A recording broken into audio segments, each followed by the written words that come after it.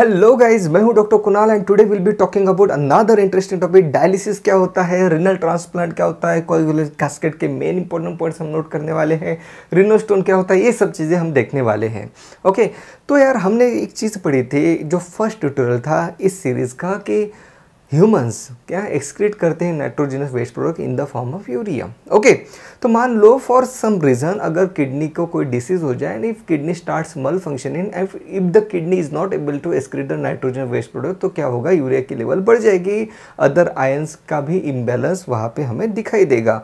तो इन केसेस में किडनी का फंक्शन करने के लिए हम क्या करते हैं, बाहर से मशीन अटैच करते हैं पेशेंट को and with the help of that machine हम क्या करते हैं, नाइट्रोजन वेस्ट प्रोडक्ट को प्यूरिफाई कर देते हैं, मतलब बाहर निकाल देते हैं ब्लड से। ओके, तो आज हम वही देखने वाले हैं कि ये जो मशीन है called as a dialysis machine, ये किस प्रिंसिपल पे काम करती है, डिटेल में हम सब चीज़ें देखने वाले हैं। ओके, सो अगर किडनी मल फंक्शनिंग करना शुरू कर दे और अगर यूरिया की लेवल अगर बढ़ जाए ब्लड में, तो इन दैट केस हम उस कंडीशन को कहते हैं यूरेमिया, मतलब यूरिया की लेवल बढ़ जाना। ओके, सो ये one of the most common indications में आता है डायलिसिस के। Okay, so you can see here is a person और वहाँ पे हमने कुछ वायरिंग अटैच की है, मतलब ब्लड वहाँ से हम ड्रेन कर रहे हैं, ब्लड वहाँ दूसरे एंड से इन्फ्यूज भी कर रहे हैं and this machine helps you to remove the nitrogen waste product. मतलब क्या है, आउटसोर्स कर रहे हैं हम, मतलब किडनी जो हमारी फ्री में काम करती है वो इस केस में ठीक से काम नहीं कर रहे, तो वही काम हम मशीन से करके ले रहे हैं। ओके, चलो डिटेल में देखते हैं कि होता क्या है। फाइन, सो यहाँ पे देखो दिस इज़ अ हैंड, जो अभी हमने इसके पहले में भी देखा था पहले पिक्चर में। ओके, तो हम इसमें क्या करते हैं, दो ट्यूब्स अटैच करते हैं, this is the one tube and this is the second tube. अब आप यहाँ पे देखना, ये जो फर्स्ट ट्यूब है रेड कलर की, यहाँ से हम क्या कर रहे हैं, ये जो पेशेंट है ओके जिसमें किडनी ठीक तरह से काम नहीं कर रही है, उस केस में हम यहाँ से ये जो पेशेंट है उसका ब्लड यहाँ से हम ड्रेन कर रहे हैं। बाकी चीज़ों को आपको जानने की ज़रूरत नहीं है। वहाँ पे आर्टेरियल पल्स मॉनिटर रहता है, ब्लड प्रेशर मॉनिटर करने के लिए कुछ रेगुलेटर्स वहाँ पे अटैच रहते हैं। ओके, सो फाइन, यहाँ से हम ब्लड लेके जा रहे हैं, ऐसे ऐसे करके हम इस चैम्बर में ब्लड को ला रहे हैं। ओके, फिर इस चैम्बर में कुछ होता है और ब्लड प्यूरिफाई होता है और फिर वहाँ से हम प्यूरिफाइड ब्लड फिर से इस पेशेंट के बॉडी में हम रिटर्न कर देते हैं। This is called as a return to the body. Okay, तो यार ये ब्लड फिल्टर किस तरीके से हुआ, okay, and that is something interesting. आपको बड़ा अच्छा लगेगा ये जान के कि ये जो प्रिंसिपल हमने पढ़े उसी प्रिंसिपल को हम यूज़ करते हैं यहाँ पे ब्लड को प्यूरिफाई करने के लिए। ओके, ध्यान से देखना है कि ये जो मेन यूनिट है ये किस तरीके से काम करता है। ओके, सो ये हो गया अपना मेन यूनिट, उसको जूम करके हमने देख लिया। This is called as a dialyser. What is dialysis? Dialysis मतलब डिसोल्यूशन, लाइसिस मतलब स्प्लिटिंग। मतलब हम क्या करते हैं, एक चैम्बर में ब्लड लेंगे, ब्लड को क्या करेंगे, हम स्प्लिट कर देंगे, मतलब nitrogen waste product and your normal blood, उसको स्प्लिट कर देंगे, फिर जो आपका जो सही ब्लड है, जो प्यूरिफाइड ब्लड है, उसको रिटर्न भेज देंगे। That is called as a dialysis. Dia मतलब सोल्यूशन, लाइसिस मतलब splitting. Okay fine, okay, so fine, so यहाँ पे हमने यहाँ पे ला लिया है blood. Okay, and you all know blood is compose of mainly two forms, one is form elements 45% and the other is plasma. इस चीज़ को मैं वंस अगेन रिपीट कर रहा हूँ। ओके, सो अगर हम एक टेस्ट ट्यूब में अगर ब्लड ले लें, राइट, थोड़ी देर के बाद क्या होगा कि ब्लड जो है क्लॉट हो जाएगा और हमें इस टाइप का वहाँ पे ब्लड टेस्ट ट्यूब में इस टाइप का हमें फॉर्मेशन मिलेगा। So this is your form element and this is called as the serum. इसको सीरम कहते हैं। अगर सीरम में ही आप फाइब्रिनोजन डाल दोगे तो इसको कहते हैं प्लाज्मा। ओके, सो हमने यहाँ पे ब्लड ला लिया है। ओके, सो यहाँ पे मेनली दिखाया है नाइट्रोजन वेस्ट ब्लैक कलर में और यहाँ पे दिखा है सोडियम, पोटेशियम, बाकी के आयंस यहाँ पे डिस्प्ले किए हैं। फाइन, सो ये इस पेशेंट का ये है ब्लड। फाइन, ओके, एक्चुअली मैं ये कहना चाहता था कि this is mainly a plasma, क्योंकि यहाँ पे जो हमारे रेड ब्लड सेल है, न्यूट्रोफिल है, यूसन है, उससे तो हमें कुछ लेना देना है नहीं, इसलिए डायग्राम में शो नहीं किया है। That's what I wanted to say. Okay fine, so यहाँ पे मैंने सिर्फ प्लाज्मा दिखाया है। फाइन, अब क्या होता है कि हमने ये जो चैम्बर है, ओके, चैम्बर के एक साइड में हमने इस पेशेंट का ब्लड ला लिया। ओके, और यहाँ पे जो सेकंड चैम्बर है वहाँ पे हम कुछ लाने वाले हैं और बीच में यहाँ पे एक मेम्ब्रेन है। ओके, अब हम यहाँ पे क्या करते हैं, यहाँ पे हम एक फ्लूइड डालते हैं जो आपको मार्केट में आप परचेस करने के लिए जाते हो तो आपको मिल जाता है, जिसको कहते हैं डाइलिसेट ओके, फ्लूइड है जो आपके प्लाज्मा के बिल्कुल सिमिलर है। ओके, जो फ्लूइड है आपका it is very much similar with the plasma. यहाँ पे प्लाज्मा के कंटेंट्स जो आपके ब्लड में है वही कंटेंट्स यहाँ पे भी है। ओके, सिर्फ फ़र्क ये है कि यहाँ पे नाइट्रोजिनस वेस्ट नहीं है। ये देख रहे हो ब्लैक कलर का, यहाँ पे जो इस पेशेंट का है ब्लड, यहाँ पे नाइट्रोजन वेस्ट है, लेकिन ये जो प्लाज्मा है यहाँ पे नाइट्रोजनस वेस्ट नहीं है। वेरी इंपॉर्टेंट पॉइंट एनसीईआरटी में दिया है। अब देखो अब क्या होता है, अब ये दोनों फ्लूइड को कौन सेपरेट कर रहा है यहाँ पे, इसको कहते हैं सेलोफेन मेम्ब्रेन। अब ये सेलोफेन क्या रहती है, cellophane membrane is a membrane having a porous structure, मतलब छोटे छोटे छोटे छोटे काफी माइन्यूट पोर्स रहते हैं। ओके, अब हम यहाँ पे यूज करने वाले प्रिंसिपल ऑफ डिफ्यूजन। ओके, और हमने क्या पढ़ा था कि molecules move from higher concentration gradient to lower concentration gradient. तो यहाँ पे nitrogen waste product higher concentration में है, यहाँ पे तो है ही नहीं। तो अब क्या होता है, इस चैम्बर्स में इस तरीके से वो मूव आउट कर लेते हैं, डिफ्यूज करते हैं। Very very important point, right, you should know, you should note it down कि ये जो डायलाइजर है it works on the principle of diffusion. Okay, it works on the principle of diffusion. Nitrogen waste products they move from higher concentration gradient to lower concentration gradient. Okay, and you should know these names also, cellophane membrane, dialysate, क्योंकि ये आपके NCERT में दिए हैं। Okay, सो हमने क्या किया, ये जो पेशेंट का ब्लड था, ओके, यहाँ से हमने nitrogen waste product successfully remove कर लिए। ओके, मतलब जो हॉस्पिटल्स में जाते हैं तो इस टाइप की मशीन्स रहती है जो काम किडनी फ्री में करती है। बाहर अगर एक मतलब एक सेशन करने के 5 से 6,000 रुपये लग जाते हैं। ओके, सो थोड़ा कॉस्टली प्रोसीजर है ये, फाइन। सो यहाँ पे ब्लड प्यूरिफाई हो गया, प्यूरिफाई होने के बाद इस ब्लड को हम रिटर्न भेज देते हैं। So that's how we perform the function of a kidney outside the kidney, right. So this is the way that how dialysis machine works. Okay, लेकिन अब यहाँ पे हमें और कुछ पॉइंट्स नोट करने हैं। कैन यू सी हियर, यहाँ पे है हेपेरिन। जैसे अभी हमने देखा था कि अगर आप टेस्ट ट्यूब में ब्लड अगर लोगे तो क्या होता है, ब्लड कोएगुलेट हो जाता है। सो यहाँ पे तो आप ब्लड आपके बॉडी के बाहर निकाल रहे हो तो यहाँ पे जाके तो कोएगुलेट हो जाएगा, इसलिए यहाँ पे जाने से पहले हम वहाँ पे इन्फ्यूज़ कर देते हैं हेपेरिन इंजेक्शन। हेपेरिन क्या है, एंटी कोएगुलेंट है, मतलब ब्लड को कोएगुलेट नहीं होने देता है, ब्लड का क्लम्पिंग नहीं होने देता है। ओके, सो यार ये कोएगुलेशन होता क्यों है इसके बारे में भी अब जिक्र हुआ है, तो डिटेल में देख लेते हैं। सो कोएगुलेशन कास्केड। ओके, सो ये तो हम जब ब्लड चैप्टर पढ़ेंगे, हम ब्लड एंड इट्स कंपोनेंट, तब हम डिटेल में पढ़ने वाले हैं। But I want to mention something about heparin here. Okay, क्यों यहाँ पे हेपेरिन यूज हो रहा है, फाइन।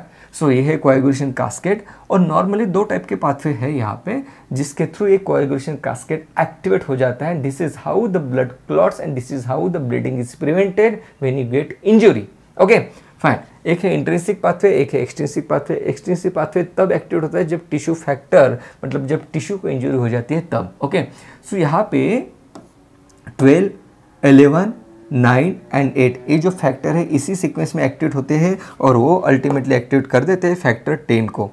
ओके, और वही सेम चीज़ इंट्रिंसिक पाथवे के थ्रू भी होती है, राइट। ध्यान से समझ लो कि हेपेरिन किस तरीके से काम करता है, ये मैं आपको बताने की कोशिश कर रहा हूँ क्योंकि हेपेरिन में रिसेंटली क्वेश्चंस आ रहे हैं। ओके, सो यहाँ पे intrinsic pathway and extrinsic pathway के थ्रू फैक्टर 10 जो कि आपके ब्लड में है वो एक्टिवेट हो जाता है।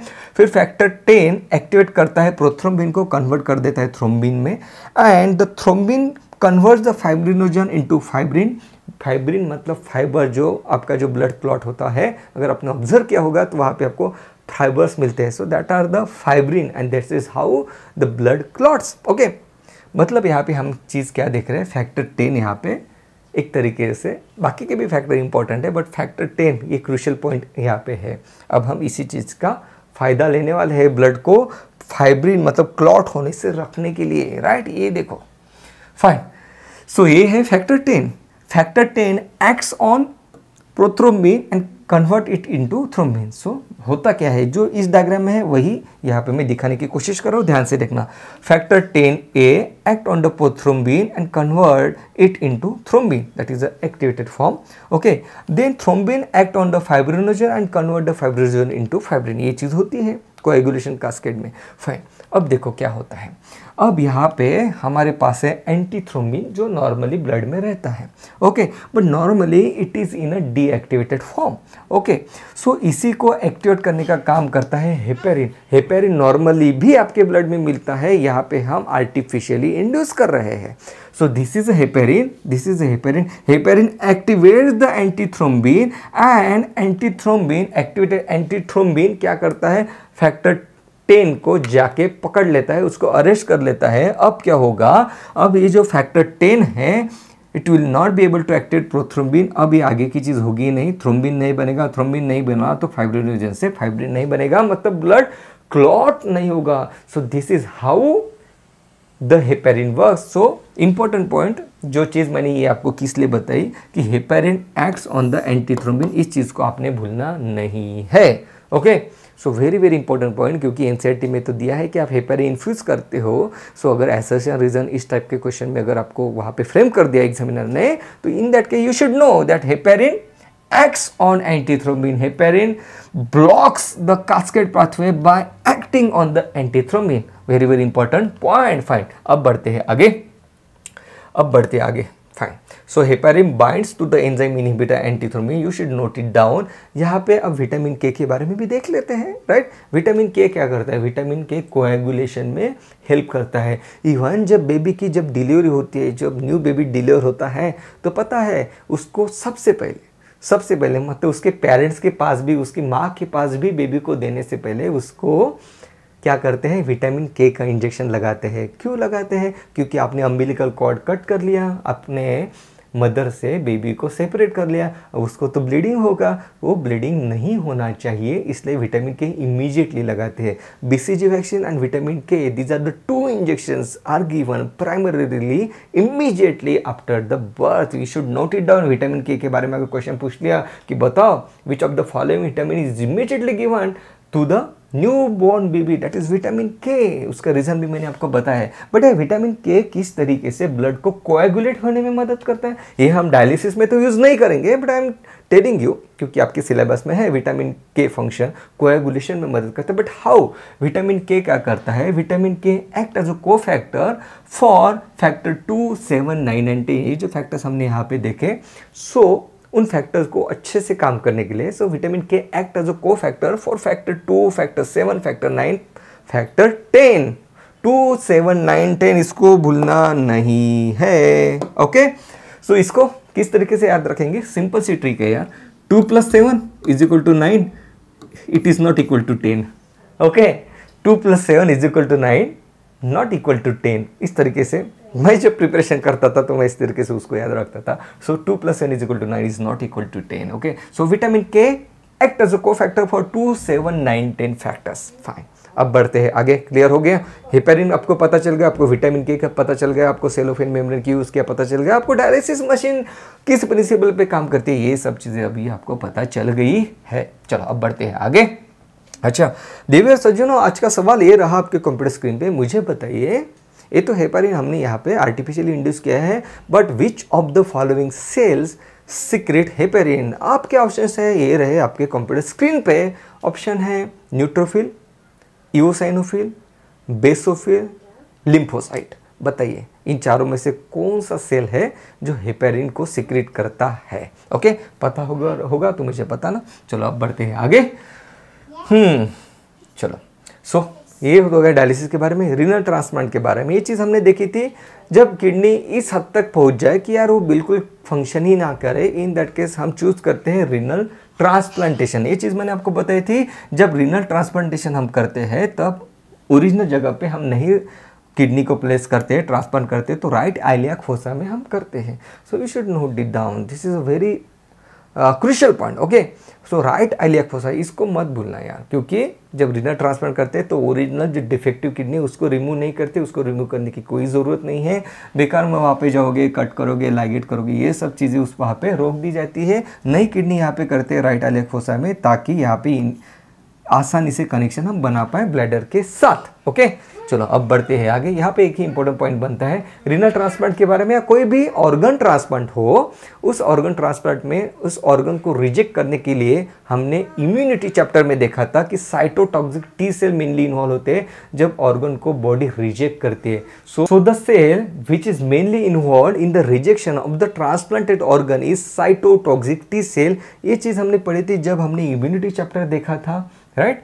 सो you should note it down during the organ transplant, फिर कोई भी ऑर्गन ट्रांसप्लांट हो। ओके, अभी जनरलाइज में बोल रहा हूँ, थोड़े कॉर्निया के बारे में यहाँ पे लिमिटेशंस आ जाते हैं, जब पढ़ेंगे आए तब पढ़ेंगे। ओके, लेकिन इन जनरलाइज टर्म जब भी ऑर्गन ट्रांसप्लांट होगा उसको रिजेक्ट करने के लिए जो सेल इन्वॉल्व होता है वो होता है कौन सा? Cytotoxic T cell. अब बढ़ते हैं आगे, renal stone. Renal stone also is known as, this condition is also known as यूरोलिथाइसिस। यहाँ पे कंफ्यूज मत होना यार, देखो अल्टरनेटिव टर्म आपको पता ही होने चाहिए। So urolithiasis is the alternative term for the renal stone. Uro मतलब यूरिनरी सिस्टम, थाइसिस मतलब स्टोन का फॉर्मेशन होना, सिस मतलब फॉर्मेशन, थाइसिस मतलब स्टोन। सो यूरोलिथाइसिस। ओके, सो इसको कहते हैं स्टोन का फॉर्मेशन होना। एक लिथोट्रिप्सी भी टर्म आता है, लिथो मतलब स्टोन, सी ट्रिप्सी स्टोन को ब्रेक करने के लिए जो प्रोसीजर होती है वो। Okay, but you should note it down, the terminology for renal stone is urolithiasis, and the most common type of stone are calcium oxalate stone. There are many types of stone like uric acid stone. Okay, so there are different types of stone, but the most common stone is calcium oxalate that we found in the kidney. Okay, so note it down, calcium oxalate एक काफी important point है calcium oxalate. Okay, so renal stone के बारे में इतना ही बनता है, और अब बनता है ग्लोमेरुलोनेफ्राइटिस। ओके, सो ये है ग्लोमेरुलस, राइट, ग्लोमेरुलोनेफ्राइटिस, ये है ग्लोमेरुलस। और टाइटिस मतलब इन्फ्लेमेशन, मतलब इन्फेक्शन की वजह से या फिर कोई डिसीज के वजह से यहाँ पे इन्फ्लेमेशन हो जाना, मतलब सेल का जो है स्वेलिंग हो जाना,